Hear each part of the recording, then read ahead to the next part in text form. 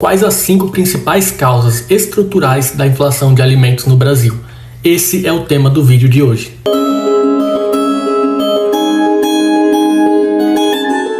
A causa número 1, sem dúvida alguma, é a enorme concentração histórica de terras que o Brasil possui. Menos de 1% da população domina 45% das propriedades rurais, segundo o estudo da Oxfam e que o IBGE confirma também. Uma herança da colonização, do processo de escravidão que o Brasil viveu por mais de 300 anos e pela ausência de uma reforma agrária desde a instituição da Lei Áurea até os dias atuais. Galera, esses grandes fazendeiros, grandes latifundiários, eles sempre vão pensar no lucro acima de tudo. Se o cara consegue ganhar mais dinheiro exportando em dólar, tendo um mercado de mais de 150 países, ele vai preferir isso do que vender, do que abastecer o mercado interno, o mercado brasileiro. Eles praticam uma coisa chamada monocultura, que é a produção de poucos alimentos, principalmente daqueles que têm maior cotação no mercado internacional, em detrimento do que o Brasil precisa de fato. Então a soja lidera absurdamente a produção agrícola no Brasil. O Brasil é o principal produtor mundial, 40% da produção global de soja é o Brasil que produz. Então você tem lá 40 milhões de hectares de terra só para produzir soja. Outro alimento que entra nessa pauta de exportação,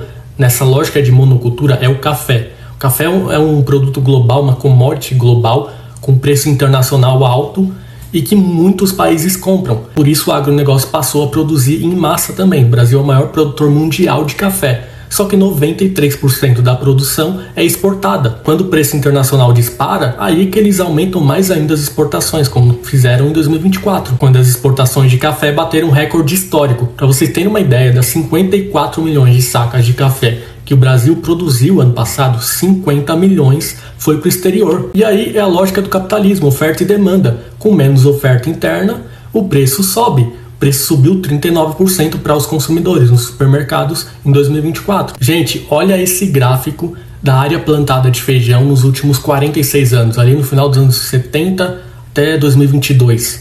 O Brasil tinha 2.400.000 hectares de área plantada. Em 2022, esse número caiu para 890.000 hectares.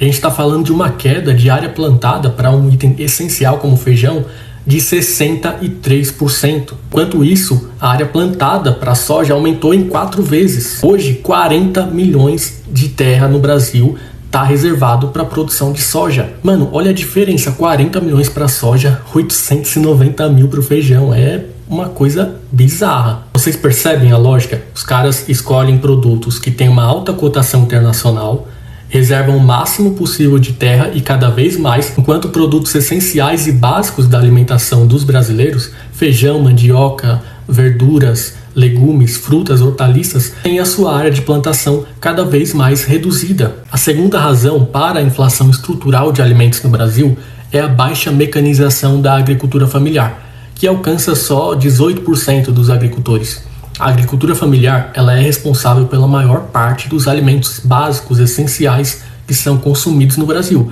Feijão, mandioca, verduras, frutas, hortaliças, castanhas. Sabe aquele açaí que você pede sexta à noite, chega do trabalho cansado, aquele calorzão, aí você pede lá no aplicativo açaí com 10 complementos, R$30, R$40, poderia ser mais barato se tivesse um investimento maior na mecanização do processo. E isso acontece com todos os outros produtos. Com menos auxílio de tecnologia, os agricultores demoram mais para ter o produto final. Tem um negócio aí que piora ainda mais. A indústria de máquinas agrícolas, que vende máquinas para o Brasil, é majoritariamente estrangeira. Então eles criam tecnologias, maquinários voltados quase que exclusivamente para o agronegócio, que são os maiores compradores com preços extremamente altos. Então os agricultores familiares são praticamente excluídos desse processo de mecanização. Recentemente, o MST, o Movimento dos Trabalhadores Rurais Sem Terra, que tem em sua base principal os agricultores familiares, se juntou com o Consórcio do Nordeste, um grupo formado pelos 9 estados da região, e formou uma parceria com a Universidade de Agricultura da China para trazer máquinas agrícolas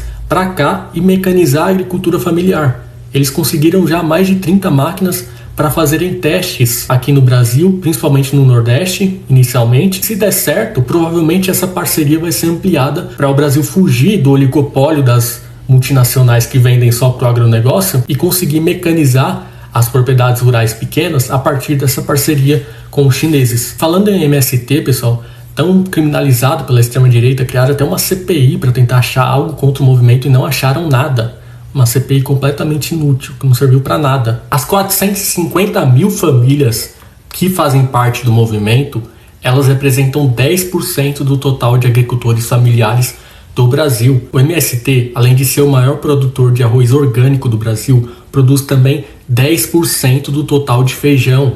São cerca de 100 mil toneladas por ano. Se não fosse esse adicional produzido pelo movimento, a inflação de alimentos seria ainda maior no Brasil. Enquanto 40% das grandes propriedades rurais ainda são improdutivas, a gente tem 105 mil famílias esperando por um pedaço de terra para viver e trabalhar. Boa parte dessas famílias fazem parte do MST, de outros movimentos sociais, e outras não fazem parte de movimento algum. Uma reforma agrária seria fundamental para reduzir a quantidade de terras improdutivas, ter mais gente trabalhando, mais produtos sendo produzidos, maior oferta de alimentos e, consequentemente, redução de preços. Em âmbito nacional, o governo federal criou em 2024 o programa Nova Indústria Brasil, que na parte da agricultura familiar tem uma meta ousada, subir de 18% atualmente para 70% em 2033 a mecanização da produção. Inicialmente, o governo disponibilizou 20 bilhões para esse plano. A terceira causa para a inflação estrutural de alimentos no Brasil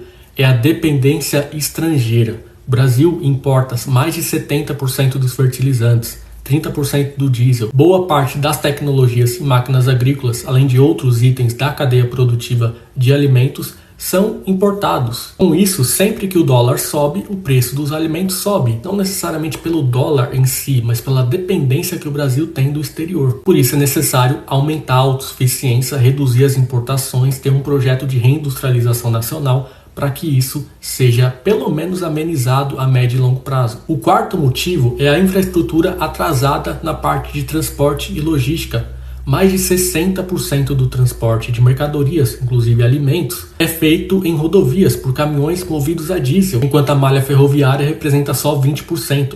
Os trens são muito mais baratos que os caminhões, portanto, inverter essa lógica causaria também um barateamento de preços. A China está sendo exemplo mundial nesse aspecto. O quinto motivo é a crise climática, muito importante. Ano passado a gente viu as enchentes no Rio Grande do Sul, que causaram um aumento muito forte no preço do arroz. O Vietnã, que é o segundo maior produtor mundial de café, ele perdeu 50% da sua produção ano passado, o que impulsionou o preço da cotação do café. O Brasil passou pela maior seca da história, algo que foi muito pouco comentado em 2024.